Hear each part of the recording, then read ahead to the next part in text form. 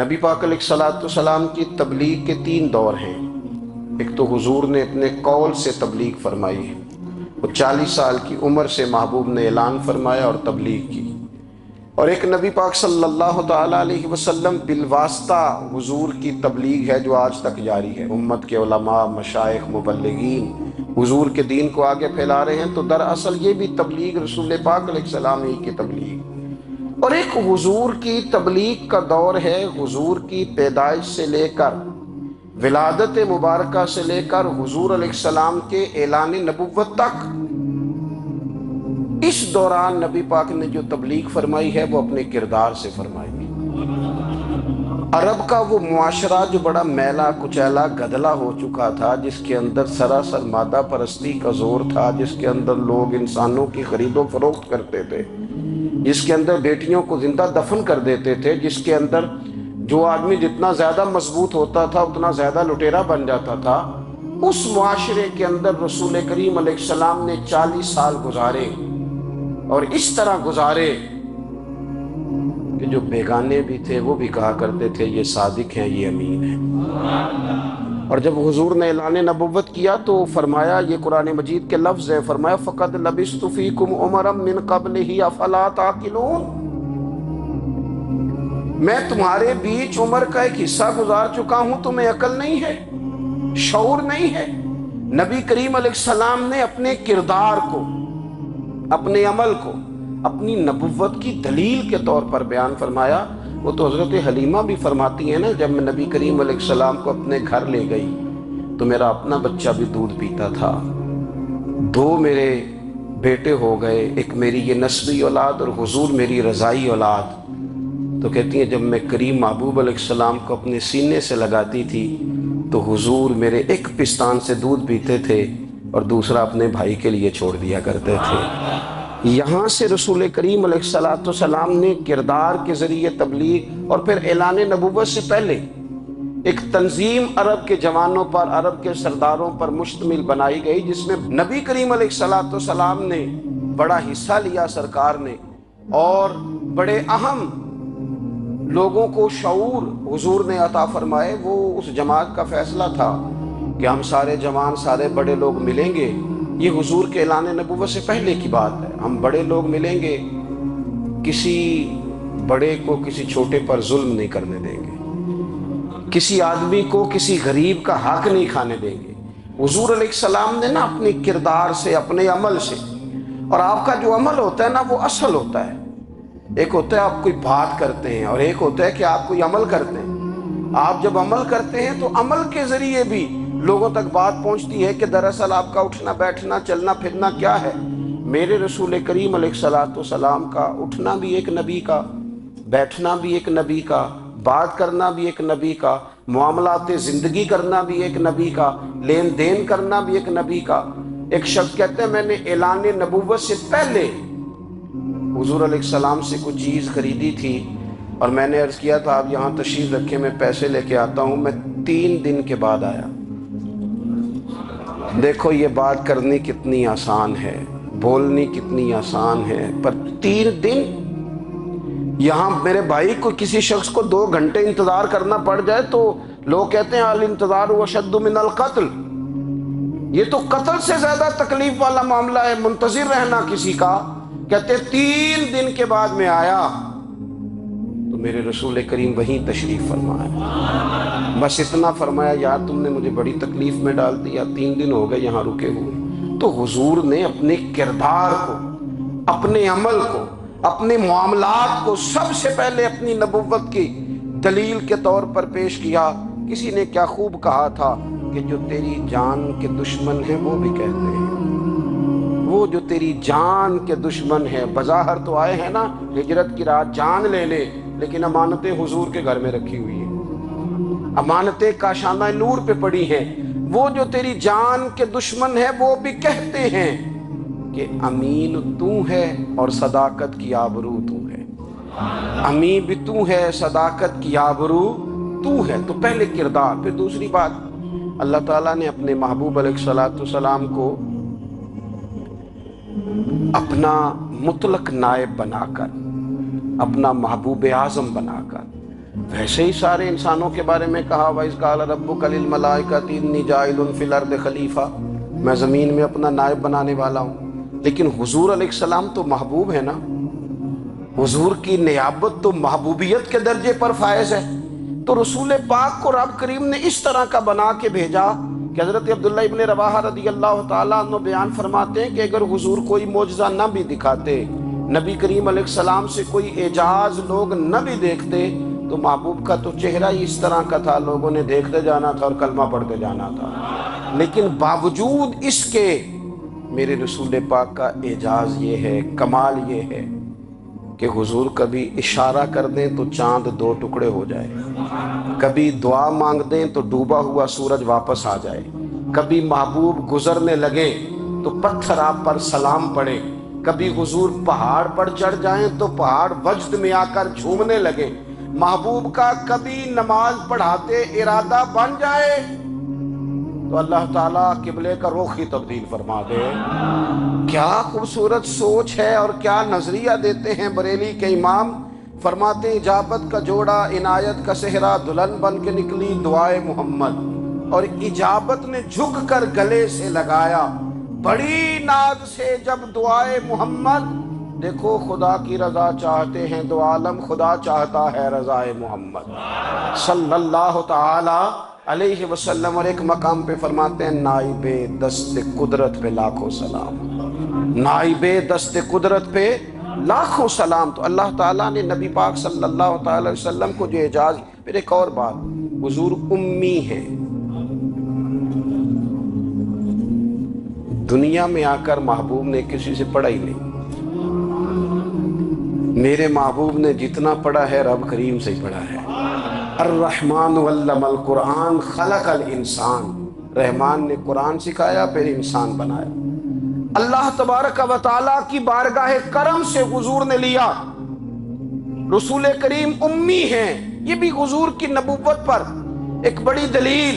دیکھو ایک ہوتا ہے کوئی آدمی بچپن سے کسی چیز سے شغف رکھے اور جب اس کی عمر بڑی ہو جائے تو کہتے ہیں اس کا تجربہ بڑا ہو گیا ہے، یہ پہلے کوئی شعر کہتا تھا، کوئی ادبی جملہ کہتا تھا، تو اب اس کی یہ کام کرتے کرتے عمر بڑی ہو گئی ہے تو رسوخ حاصل ہو گیا۔ 40 سال کی عمر مبارک تک نبی کریم نے ایک شعر بھی نہیں کہا۔ حضور علیہ السلام نے کبھی کوئی ایسی بات، ویسے تو حضور کی ہر بات حکمت والی، لیکن جس کو عرب کے لوگ اپنے لہجے میں شاعری یا اپنے لہجے میں ادب کہتے تھے، وہ حضور نے بیان نہیں فرمایا۔ لیکن جب 40 سال کی عمر میں اعلان نبوت کیا تو پھر بڑے بڑے فصیح و بلیغ، بڑے بڑے سیانے طفیل بن عمر کہتے ہیں کہ اس شخص کو بھی میں نے دیکھا جسے بڑا ناز تھا اپنی فصاحت اور بلاغت پر، اور جب وہ حضور کے پاس آیا اور اس نے آ کے کچھ باتیں کی تو محبوب خاموشی سے سنتے رہے، اور جب وہ چپ کر گیا تو میرے کریم نے صرف سورہ فاتحہ پڑھی۔ کبھی اٹھتا تھا، کبھی بیٹھتا تھا، کبھی غور کرتا تھا، کبھی دائیں جاتا تھا، کبھی بائیں جاتا تھا، پھر کہنے لگا بتاؤ نا کلام کس کا ہے؟ فرمایا اس رب کا، اس رب کا، اس رب کا جس کا میں رسول بن کے آیا ہوں۔ نبی کریم صلی اللہ تعالی علیہ وسلم امی ہیں، لیکن حضور نے کائنات کے رازوں سے پردے ہٹا دیے، نبی کریم نے جینے کے سلیقے بتا دیے، حضور نے ہر شخص کو اس کے مقصد حیات سے آگاہ کر دیا۔ نبی کریم علیہ السلام نے وہ فلسفہ حیات بیان کیا کہ لوگوں کو صرف جینے میں ہی مزہ نہیں آیا، مرنے میں بھی مزہ آنے لگا۔ لوگ آگے بڑھ بڑھ کے جانیں پیش کرنے لگے، اپنی اولادیں قربان کر، جو فلسفیوں سے کھل نہ سکا اور نکتہ وروں سے حل نہ ہوا، وہ راز ایک طیبہ والے نے بتلا دیا چند اشاروں میں۔ محبوب کریم امی ہیں، لیکن حضور نے اس طرح دنیا کو سکھایا، اس طرح دنیا کو پڑھایا، اس طرح حضور نے علم کے چراغ اور دیپ روشن کیے کہ قیامت تک جسے روشنی ملے گی نا، اسے صرف دروازہ مصطفیٰ سے ملے گی، اسے رسول کریم علیہ السلام کے در دولت سے ملے۔ کچھ لوگوں نے کہا کہ اپنے پاس سے آیات بنا کے لاتے ہیں، اپنے گھر میں بیٹھ کے دعوے کر لینا تو کوئی مشکل کام نہیں نہ ہوتا، سارے لوگ ہی کر لیتے ہیں۔ بلکہ وہ ہمارے ایک بزرگ کہا کرتے تھے، خیالی پلاؤ پکائیے تے گھیو کدے بھی کٹ نہ پائیے۔ کیونکہ کون سا پیسوں کا ڈالنا ہے، زیادہ ڈالیں آپ، اور زیادہ ڈالیں۔ بہت سارے لوگ ہیں آج بھی، کچھ لبرل ہیں بیچارے، کچھ دین بیزار طبقہ ہے، وہ کہتے ہیں جناب ہمیں تو جدید باتیں بتائیں، ہمیں تو نئے اسلوب کے مطابق لے کے چلے، ہمیں تو، او بھائی سن، میرے نبی پاک علیہ السلام نے فرمایا میرا قرآن کبھی پرانا نہیں ہوگا، اسے پڑھ کے دیکھ، اس کی جدت کا حسن دیکھ، یہ تو کھلا ہوا باغ ہے، تو ایک دفعہ اس کے قریب آئے گا تو خوشبو ملے گی، دوسری دفعہ آئے گا تو اس سے زیادہ تازی ملے گی، ایک دفعہ پھل کھائے گا تو مزیدار ہوگا اور دوسرا کھائے گا، ہو سکتا ہے شکل ملتی جلتی ہو لیکن ذائقہ بڑا نرالا ہوگا۔ تو تو صحیح نا، جب کچھ لوگوں نے کہا یہ خود سے بنا کے آیات لاتے ہیں تو فرمایا وَإِن كُنتُمْ فِي رَيْبٍ مِّمَّا نَزَّلْنَا عَلَىٰ عَبْدِنَا فَأْتُوا بِسُورَةٍ مِّن مِّثْلِهِ، اگر تمہیں کوئی شک ہے اس میں جو ہم نے اپنے بندہ خاص میں نازل کیا ہے تو تم بھی اس جیسی ایک آیت بنا کے لاؤ۔ اور چلو چیلنج کھلا ہی دے دیا، فرما وَادْعُوا شُهَدَاءَكُم مِّن دُونِ اللَّهِ، اللہ اور اللہ والوں کو چھوڑ دو، تفسیری ترجمہ عرض کر رہا ہوں، یعنی صحابہ کو چھوڑ دو، حضور کے ماننے والوں کو چھوڑ دو، باقی ساری دنیا کے کافر اکٹھے ہو جاؤ، ایک آیت بس قرآن جیسی لے کے آؤ، ایک آیت لے کے آؤ، ان کنتم صادقین، اگر تم سچے ہو۔ جوانوں سنو، کہا ایک آیت، اور یہ چیلنج آج تک قرآن مجید کا موجود ہے، آج تک وَإِن كُنتُمْ فِي رَيْبٍ مِّمَّا نَزَّلْنَا عَلَىٰ عَبْدِنَا فَأْتُوا بِسُورَةٍ مِّن مِّثْلِهِ، تم قرآن کے مقابلے کی ایک صورت لے کے آؤ اور سارے حمایتی اکٹھے کر لو اپنے، ان کنتم صادقین، اگر تم سچے ہو۔ جواب تو ادھر سے آنا تھا نا، لیکن کائنات کے رب نے جواب بھی خود دیا، فرمایا فَإِن لَّمْ تَفْعَلُوا وَلَن تَفْعَلُوا، اگر تم نہ لا سکے، اور فرمایا تم لا سکتے بھی نہیں، اگر تم نہ لا سکے اور تم لا سکتے بھی، نہ خنجر اٹھے گا نہ تلوار تم سے، یہ بازو میرے آزمائے ہوئے ہیں، وَلَن تَفْعَلُوا، تم لا بھی نہیں سکتے، فَاتَّقُوا النَّارَ الَّتِي وَقُودُهَا النَّاسُ وَالْحِجَارَةُ، پھر اس آگ سے ڈر جاؤ جس کا ایندھن آدمی اور پتھر ہے، اُعِدَّتْ لِلْكَافِرِينَ، بنائی کافروں کے لیے، بنائی مومنوں کے لیے تو رب نے جنت بنائی ہے، اُعِدَّتْ لِلْكَافِرِينَ، یہ دوزخ اللہ نے کن کے لیے بنائی ہے؟ اُعِدَّتْ لِلْكَافِرِينَ کہتا ہے کافر کے لیے بنایا۔ تو اللہ تبارک و تعالیٰ نے میرے رسول پاک صلی اللہ تعالیٰ علیہ وسلم کو وہ کتاب عطا فرمائی، اور پھر حضور کی فصاحت و بلاغت، معرفت، دیکھو ایک ہوتا ہے گھنٹوں باتیں کرنا، ایک ہوتا ہے کئی والیم پر مشتمل، کئی جلدوں پر مشتمل کتب کا لکھنا، اور ایک ہوتا ہے کسی بندے کا ایک بات کرنا اور سامنے والے کی طبیعت کو اتنا جگا دینا کہ اگلی بات فوراً ہی اس کی سمجھ میں آ جائے۔ اور حضور نہ کسی کی انا کو نہیں جگاتے تھے، ہم بعض اوقات کسی سے خطاب کرتے ہیں، بات کرتے ہیں تو سامنے والے کی انا کو جگا دیتے ہیں، ٹھیس پہنچاتے ہیں، وہ کہتا ہے چل پھر تگڑا ہو جا میں بھی آیا۔ حضور انا نہیں جگاتے تھے، میرے نبی پاک ضمیر جگاتے تھے تاکہ وہ شخص فیض حاصل کر سکے، اسے کچھ ملے۔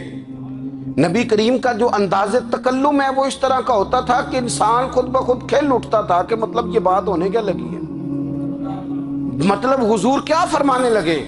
نبی کریم صلی اللہ تعالیٰ علیہ وسلم، ایک دن محبوب کریم نے صحابہ کے یہ حضور کی فصاحت و بلاغت دیکھے، فرمایا محبوب نے کتنا نادان ہے وہ شخص جو اپنے ماں باپ کو گالی دے۔ کھلی ہو گئی لوگوں کی آنکھیں، کان کھڑے ہو گئے کہ یا رسول اللہ کون ایسا بدبخت ہے جو ماں باپ کو گالی دے گا۔ تو اب جب سوالات ذہنی سطح پر پوری طور پر ابھر گئے نا، تو اب رسول کریم نے بات سمجھائی، یہ ہے فصاحت و بلاغت، تیرے آگے ہیں یوں دبے لجے فصحاء عرب کے بڑے بڑے، کوئی جان منہ میں زبان نہیں بلکہ جسم میں جان نہیں۔ یا رسول اللہ کون ایسا نالائق ہے جو ماں باپ کو گالی دے؟ اب جب ذہنی سطح یہاں تک ابھر آئی تو اب حضور نے سمجھایا، فرمایا جب تم کسی کے ماں باپ کو گالی دو گے نا تو وہ بھی تو جواب میں تمہارے ماں باپ کو دے گا نا۔ تو فی نفس ہی یہ تم نے خود ظلم کیا ہے اپنے ماں باپ پر. کیوں تم نے ایسا لہجہ اختیار کیا کہ جس سے سامنے والے کی انا جاگ جائے اور وہ تمہارے مقابلے میں آ کر کے کھڑا ہو جائے؟ کیوں تم نے اس طرح کے انداز اختیار کیے کہ جس سے سامنے والا بھی سارے پنجے کھڑے کر کے باہر نکل آئے اور کہے آ جاؤ پھر میں بھی میدان میں حاضر ہوں؟ رسول کریم کی فصاحت، بلاغت دیکھیں نا، حضور 2-4 جملوں میں ساری بات سمجھا جاتے ہیں.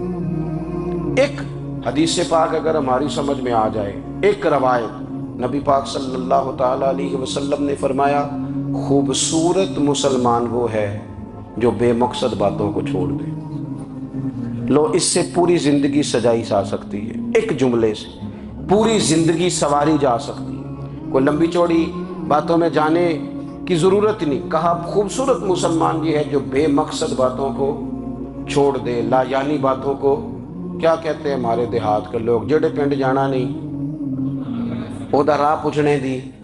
لیکن آج کل لوگ باز آندے یعنی جس بات کا بالکل تعلق نہیں نا وہ بات بھی کرتے جاتے ہیں، جس کا شعبہ ہی نہیں وہ بھی چھلانگ لگا لگا کے اس میں آ جاتا ہے. ہم اپنا وقت ضائع کرتے ہیں، اپنی صلاحیتیں ضائع کرتے ہیں، اپنا نقصان کرتے ہیں. ہم اپنا کام صحیح کر کے نہیں کرتے اور دوسری ساری دنیا کو ٹھیک کرنا چاہتے ہیں. او بھائی، آپ جس جگہ جس شعبے سے تعلق رکھتے ہیں آپ اپنے معاملات میں مضبوطی پیدا کریں. حضور نے اپنی فصاحت کے ساتھ، بلاغت کے ساتھ لوگوں کو قائل کیا، اور قرآن مجید کی تاثیر کا یہ اثر میرے کریم رسول نے دکھایا کہ رات کو جب حضور بیٹھ کے قرآن پاک پڑھتے تھے نا، جب یاسین والے نبی خود یاسین کی تلاوت کریں، جب طٰہٰ والے محبوب خود طٰہٰ کی تلاوت کریں، غور کرو نا، جب مدثر والے محبوب خود ان جملوں کو ادا کریں، یعنی جن کے بارے میں آیت آئی ہے، جب وہی یہ آیت پڑھیں کہ اِنَّا أَعْطَيْنَاكَ الْكَوْثَرَ، یعنی جن کا ذکر ہو رہا ہے، جب وہ یہ بات کریں کہ یا ایھا النبی انا ارسلناک شاہدا ومبشرا ونذیرا لتؤمنوا باللہ ورسولہ وتعزروہ وتوقروہ وتسبحوہ بکرۃ واصیلا، جن کے بارے میں آیت آئی ہے، جب وہ یہ کہہ رہے ہوں کہ ورفعنا لک ذکرک، جب وہ کہہ رہے ہوں والضحیٰ واللیل اذا سجا، ذرا اس کیفیت کو دیکھیں جب محبوب خود پڑھ رہے ہوں، اور جو حضور پر آئی ہیں اس کا ذائقہ، اس کا لطف، اس کا انداز بھلا کیا ہوگا. حضور جب رات کو پڑھتے تھے نا قرآن پاک، تو جب پکے کافر تھے نا، ابو جہل جیسے لوگ، وہ بھی جھاڑیوں میں چھپ چھپ کے مدینے والے کی تلاوت سنا کرتے تھے، حضور کی تلاوت سنا کرتے تھے. یہی بہتر ہے کہ پردوں میں وہ پردہ پوش رہے، وہ اگر پردے ہٹا دے تو کسے ہوش رہے. رسول کریم علیہ السلام کی تلاوت کا سننا، قریب جانا، یہ اعجاز ہے. حضرت فاروق اعظم کہتے ہیں میں طبیعت کا بڑا ڈاڈا تھا، مزاج کا بڑا سخت تھا، زندگی ہمیشہ ڈٹ کر گزاری، باتوں پر کھڑا رہنا آتا تھا، پر جب میری بہن نے مجھے چند آیتیں سنائی نا تو میں تڑپ ہی گیا. گھروں آیا سا مار مقامنے نو، ان مینو مار دے لے چلو، اوے متے عمر دی عمر برباد ہو جائے جتھے عمر سوار دے لے چلو. یہ اعجاز ہے رسول کریم صلی اللہ تعالی علیہ وسلم پر نازل ہونے والی کتاب کا. پھر حضور نے خبریں دی، نبی پاک نے خبریں دی. حضور نے فرمایا روم فتح ہوگا، وہ ہوا. نبی کریم علیہ السلام نے فرمایا شام فتح ہوگا، تو شام فتح ہوا. فرمایا ایران فتح ہوگا، تو ایران فتح ہوا. سراقہ بن مالک کہتے ہیں ایک گاؤں پر بھی مسلمانوں کی حکومت نہیں تھی، ایک گاؤں پر. حضور مکہ مکرمہ سے نکل رہے تھے، مدینہ طیبہ تشریف لے جا رہے تھے، ابھی راستے میں تھے. میں 100 سرخ اونٹوں کے لالچ میں معاذ اللہ حضور کو گرفتار کرنے پہنچ گیا. محبوب نے حکم دیا، حضور کا معجزہ میں نے آنکھوں سے دیکھا، میرا گھوڑا زمین میں دھستا چلا گیا. میں نے معافی مانگی، حضور نے معاف کر دیا. میں نے سمجھا اچانک ہو گیا ہے. یہ منوانا بھی بڑا مشکل کام ہے. شجر و حجر پہچان گئے، انسان کی نظروں میں شاکی رہا. یہ کچھ ایسے لوگ ہیں جن کو منوانا توبہ توبہ، ماننے کو تیار نہیں، دیکھ دیکھ کے بھی ماننے کو تیار ہے نہیں، ماننے کو تیار ہی نہیں. کہتے ہیں کہ میں نے پھر چاہا آگے بڑھنا تو پھر زمین کے اندر میرے گھوڑے کے پیر دھنسنے لگے، پھر معافی مانگی۔ کریم تیرے معاف کرنے کی ادا پہ بھی قربان جائیں۔ یہ نہیں فرمایا کہ تو بار بار یوں ہی کرتا ہے، فرمایا معافی مانگتا ہے، جا میں نے معاف کیا۔ کہتے ہیں 3 دفعہ میں آگے بڑھا، 3 دفعہ حضور نے معاف کیا تو مسکرا کے فرمانے لگے تو یہاں مجھے گرفتار کرنے آیا ہے، وہ کیسر روم کا علاقہ فتح ہوگا۔ وہ کنگن جو پہنتا ہے نا ہاتھوں میں، بادشاہ کے کنگن معروف ہیں، وہ تیرے ہاتھوں میں آئیں گے۔ اللہ کرے آپ سمجھیں، یہ جو لوگ ڈری ڈری سہمی اور ہمارے بچے مایوسی کی معاذ اللہ باتیں کرتے ہیں، وہ دیکھیں حضور کس طرح کی گفتگو فرماتے ہیں۔ ابھی ایک گاؤں پر بھی اسلام کی حکومت نہیں، لیکن حضور کا خبر دینے کا انداز۔ کریم فرمانے لگے وہ کیسر روم کے جو کنگن ہوں گے وہ تیرے ہاتھوں میں آئیں گے۔ جناب سراقہ بن مالک فرماتے ہیں کہ میں مسلمان ہو گیا، حضور کا وصال ہو گیا، کنگن نہیں آئے۔ حضرت ابوبکر صدیق کا وصال ظاہری ہو گیا، کنگن نہیں آئے۔ جناب عمر کا دور آ گیا، سراقہ بوڑھے ہو گئے۔ کوئی بندہ پوچھتا نا کہ اب تو عمر ڈھل گئی ہے، زندگی کا پتہ نہیں، کہنے لگے نہیں میں نہیں جاتا، جب تک کنگن نہیں آتے اسرائیل کوئی نہیں آئیں گے، کیونکہ ساڈے نبی دی زبان ساڈے واسطے قرآن، جو دن کو کہہ دیا دن ہے تو دن نکل آیا، جو شب کو کہہ دیا شب ہے تو رات ہو کے رہی، اور خدا نے ان کی زبان کو وہ اختیار دیا، جو نکلی منہ سے ان کے وہ بات ہو کے رہی۔ اور فاضل بریلوی کا تو انداز ہی پھر انوکھا ہے نا، وہ تو کہتے ہیں وہ زبان جس کو سب کن کی کنجی کہے، جس کو سب کن کی کنجی کہیں، اس کی نافذ حکومت پہ لاکھوں سلام۔ کہنے لگے نہیں آتے حضرت اسرائیل، فکر نہ کرو، بوڑھے ہو گئے تھے، نکلنا گھر سے بند کر دیا تھا، حضرت عمر کا دور تھا، کنگن آ گئے۔ حضرت فاروق اعظم نے ان کے پوتوں سے، نواسوں سے، بچوں سے کہا جاؤ بلا کے لاؤ، کہا دادا جان بوڑھے ہیں، فرمایا تم کان میں کہہ دینا کنگن آ گئے، پھر تم دیکھنا تو صحیح۔ پھر حضرت سراقہ آئے، حضور نے جو خبریں دی، نبی پاک علیہ الصلوۃ والسلام نے جو گزشتہ قوموں کے احوال بیان کیے، اور پھر میرے نبی پاک علیہ الصلوۃ والسلام نا دنیا میں عزتیں دینے آئے، عزتیں۔ یہ مزاج ہمیں کم کرنا چاہیے، یہ جو ہم ساری زندگی اس کام میں لگا دیتے نا کسی کو نیچا کیسے دکھانا ہے، یہ انداز حضور نے نہیں ہمیں دیا۔ آپ دیکھو حضور تشریف لائے تو ہمیں پتہ چلا کہ حضرت یوسف جیسا سونا کوئی نہیں، حضور تشریف لائے تو ہمیں پتہ چلا کہ حضرت داؤد جیسی خوبصورت آواز کسی کی نہیں، حضور تشریف لائے تو ہمیں پتہ چلا کہ جناب عیسیٰ علیہ السلام کا فقر اختیاری کس طرح کا تھا، محبوب تشریف لائے تو ہمیں پتہ چلا کہ حضرت موسیٰ کا جلال کس طرح کا تھا۔ یہ تو حضور آئے تو نبی پاک علیہ السلام نے اس کی بھی عظمت بیان کی، اس کی بھی شان بیان کی، حضور نے بتایا کہ ابوبکر صدیق کی شان کیا ہے، فاروق اعظم کا مرتبہ کیا ہے، عثمان غنی کی حیا کیا ہے، مولا علی کی شجاعت کیا ہے، اہل بیت نبوت کی عظمت کیا ہے۔ حضور آئے عزتیں دینے، ماں کو عزت دی مدینے والے رسول، کہا جس کا باپ راضی ہو گیا اس کا رب راضی ہو گیا، فرمایا جو 2 بیٹیاں 3 بیٹیاں 4 بیٹی بہنیں یا 1 بیٹی یا بہن بیاہ کے آ گیا نا، اس طرح میری 2 انگلیاں جڑی ہوئی ہیں، میرے ساتھ جڑ کے جنت میں جائے گا۔ رسول کریم صلی اللہ تعالی وسلم نے عزت دی، عزت دی۔ حضور عزتیں دینے، کوئی اعزاز نہیں، ان پڑھ بندہ ہے، سادہ ہے، غریب ہے، مزدوری کرتا ہے، ہاتھوں پہ چھالے، یا رسول اللہ اس کا بھی کوئی اعزاز ہے؟ قربان جائیں، میرے کریم نے عزت دی، فرمایا محنت کر کے روزی کمانے والا تو اللہ کا دوست ہے، یہ اینٹیں اٹھانے والا، یہ مشقتیں کرنے والا، یہ صبح دیہڑی پہ جانے والا، یہ بیچارہ جو اچار سے روٹی کھاتا ہے، تو نے ہر شخص کی قسمت میں یہ عزت لکھی اور آخری خطبے کی صورت میں وصیت لکھی۔ رسول کریم نے ہر بندے کو اعزاز دیا، عظمتیں دی، حضور عزتیں دینے آئے، نبی پاک علیہ السلام نے اعزازات دیے، حضور نے نوازا، یہ ساری چیزیں میرے رسول پاک کی تشریف۔ اور پھر یہ جو حضور کے صحابہ اور اہل بیت ہیں نا، یہ بھی میرے نبی پاک کی نبوت کی دلیل ہے، اتنی جلدی انقلاب آیا نہیں کرتے، وہ کل تک جو رہزن تھے حضور نے راہبر بنا دیے، وہ لوگ جو کل تک ایک دوسرے کے گلے کاٹ کے کھاتے تھے ایک دوسرے کو مارتے تھے، تکلیف پہنچاتے تھے، برادری ازم پہ لڑتے تھے، حضور نے بھائی بھائی بنا دیے۔ ایک پلیٹ میں کھانا کھانے لگے، سیدنا بلال حبشی، صہیب رومی، سلمان فارسی، حضور نے یوں کر کے ملا دیا۔ نبی کریم علیہ السلام نے تقسیمیں ختم کر دی دنیا۔ حضور کے صحابہ نے اپنا کردار اس طرح کا دکھایا، اتنا بلند کیا، اور صحابہ کرام علیہم رضوان اس کو دیکھ کر اتنی بلندیوں پہ گئے کہ گواہیاں اللہ کا قرآن دیتا ہے۔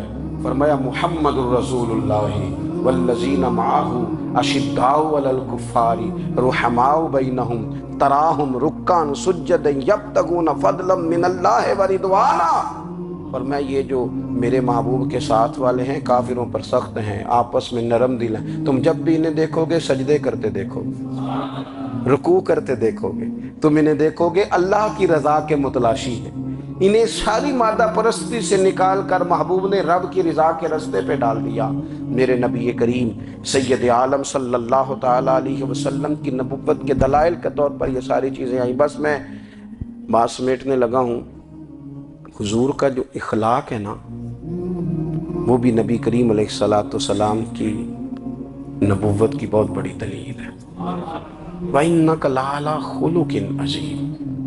محبوب ہم نے آپ کو نا خلق عظیم کا مالک بنایا ہے۔ کچھ لوگ سمجھتے ہیں صرف آپ کا بولنے کا انداز ٹھیک ہو تو آپ با اخلاق ہیں۔ نہیں بھائی، بولنے کا انداز ٹھیک ہونا با اخلاق نہیں، سچ بولنا اخلاق کے علاوہ۔ آپ کا حق بات کرنا اخلاق ہے، آپ کا صحیح گواہی دینا اخلاق ہے، آپ کا اللہ تعالیٰ کی طرف سے آزمائش آنے پر صبر کا مظاہرہ کرنا اونچا اخلاق ہے۔ رب نعمت دے تو آپ کا وجود ڈھلتا جائے شکر میں، یہ اخلاق ہے۔ رب کریم اگر آپ کو کسی وقت کسی آزمائش میں اپنی حکمت سے ڈالتا ہے تو عزت نفس کو برقرار رکھنا، خودداری کو برقرار رکھنا، یہ اخلاق۔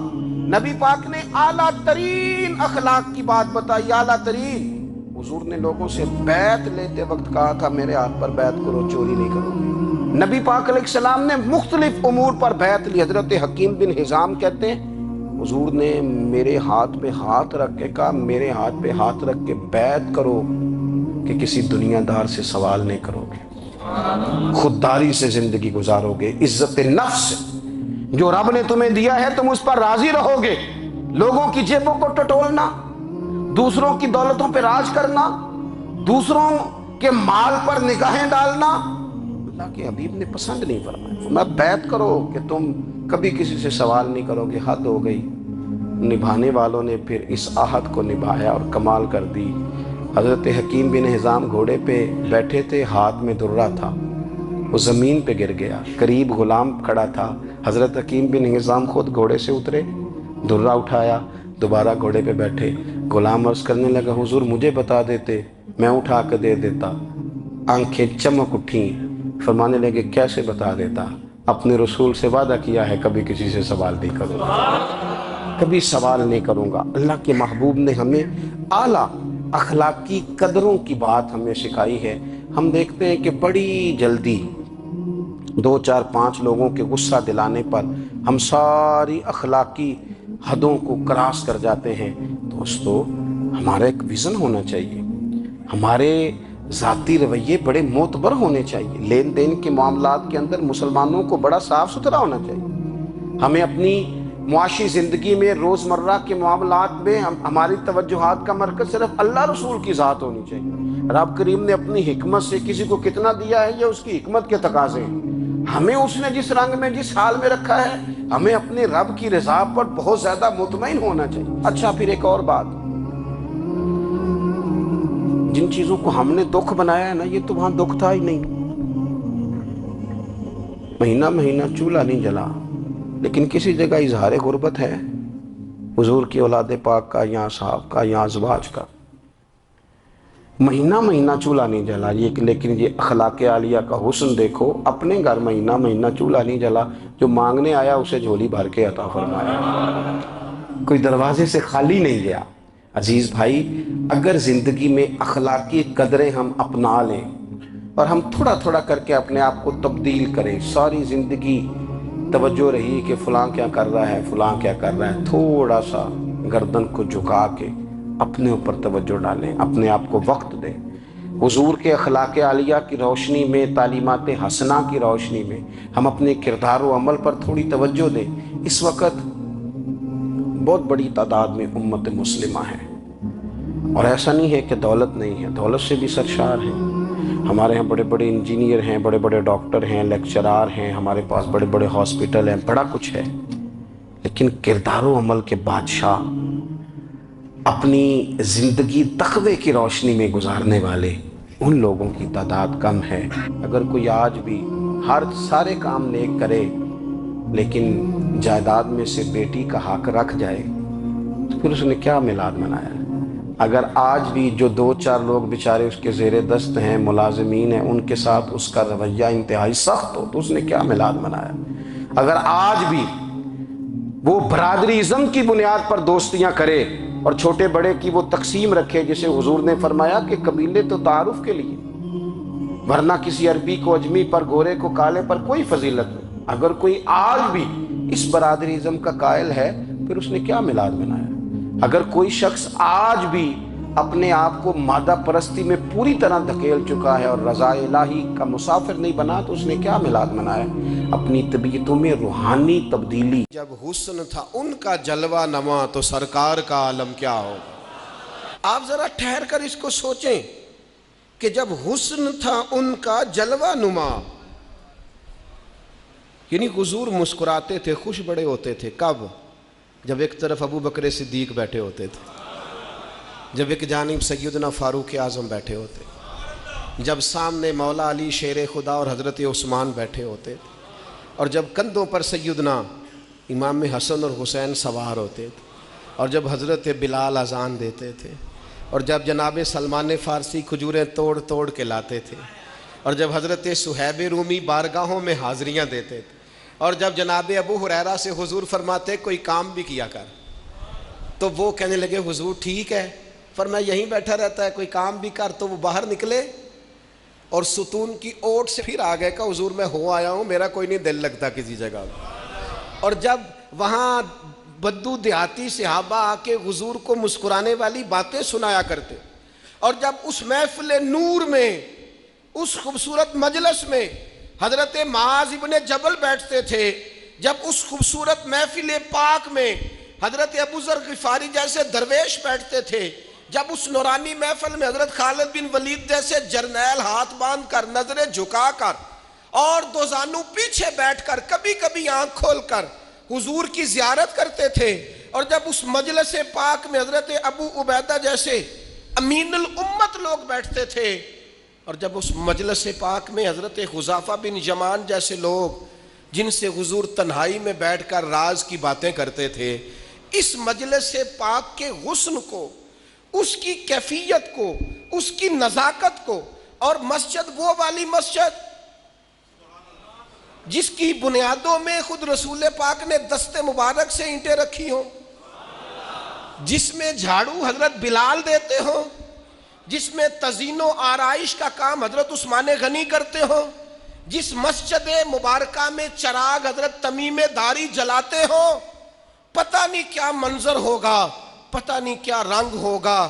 مجھے لگتا ہے فرشتے بھی آسمان کے دروازے کھول کھول کے نیچے جھانک کے دیکھتے ہوں گے کہ جب حسن تھا ان کا جلوہ نما، دیدار کا عالم کیا ہوگا، ہر کوئی فدا ہے بن دیکھے۔ صبح قیامت جب ان کا روضہ اطہر کھلے گا اور جنہوں نے عمر گزار دی ان کی نعت پڑھتے، اور جن کے لمحے بیتے ان کی یادوں میں نعرے لگاتے، اور جن کی صبح شامیں ان کا ذکر سن سن کے رو رو کے آنکھوں کا وضو کرتے گزری، جب حسن تھا ان کا جلوہ نما، دیدار کا عالم کیا ہوگا، اور بن دیکھے فدا ہے ہر کوئی، تو بتاؤ نا دیدار کا عالم کیا ہوگا، دیدار کا عالم کیا ہوگا۔ اور ایک سمت علی، ایک سمت عمر، صدیق ادھر، عثمان ادھر، بھلا ان جگمگ جگمگ تاروں میں مہتاب کا عالم کیا ہوگا، کیا ہوگا۔ ہر نظر کانپ اٹھے گی محشر کے دن، اور دیکھنا خوف سے ہر کلیجہ دہل جائے گا، اوڑھ کر کالی کملی وہ آ جائیں گے، سارے محشر کا نقشہ بدل جائے گا۔ اور ہمارے استاد تھے مولانا تحسین رضا صاحب، محدث بریلوی، ان کا شعر ہے بڑا انوکھا، وہ فرمایا کرتے تھے جس کو کہتے ہیں قیامت، حشر جس کا نام ہے۔ جس کو کہتے ہیں قیامت، دیکھیں نا، غلام کی سب سے بڑی خواہش اور آرزو یہ ہے کہ حضور کی زیارت نصیب ہو، کبھی ان کا چہرہ نظر آئے، لنگ کئی مہینے تے برس گئے تے تیری دید نو دیدے ترس گئے۔ تو کہا وہ تو جشن کا دن ہوگا جس کو کہتے ہیں قیامت، اور حشر جس کا نام ہے، تیرے دیوانوں کے لیے وہ دن تو جشن عام ہے۔ ہم تو جشن منائیں گے کیونکہ زیارت نصیب ہو جائے گی، ہم تو جشن منائیں گے کہ حضور کے جلوے، تیرے دیوانوں کے لیے وہ دن تو جشن عام ہے۔